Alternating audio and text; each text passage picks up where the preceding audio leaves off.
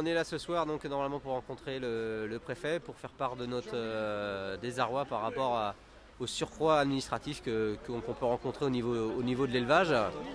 Donc au niveau de la filière porcine, il faut savoir que donc il avait été demandé un régime d'enregistrement au seuil de 2000 porcs. Donc ça fait des années qu'on le demande, on est sur le point de l'obtenir à partir du 1er janvier.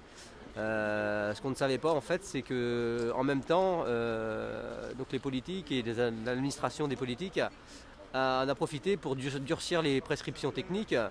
Et donc ces prescriptions techniques qui sont aujourd'hui c'est pas actées, mais qui ont été soumises à mettre en place dans les élevages un lavage d'air à la sortie de nos porcheries, à bitumer nos cours, à couvrir nos fosses.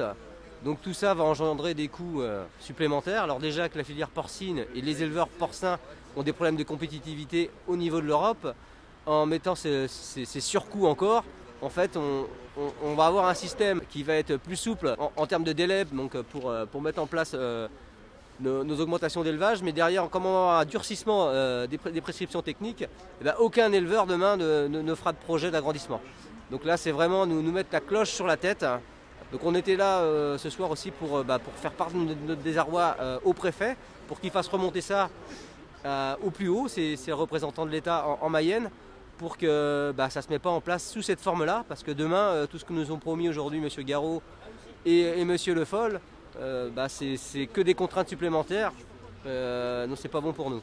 On est venu réclamer l'application des contrats et le respect des indicateurs interprofessionnels aujourd'hui qui vont donner un prix du litre de lait moyennant sur l'année 2013, année civile, autour de 345-346 €.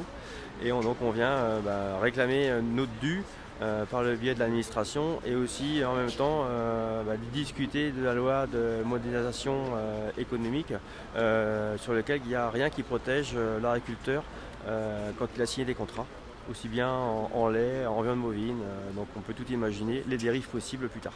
L'État peut intervenir dans la rédaction de la loi et l'application de la loi en changeant ou en modifiant ou en apportant un texte de loi supplémentaire protégeant l'agriculteur de la vente de ses productions.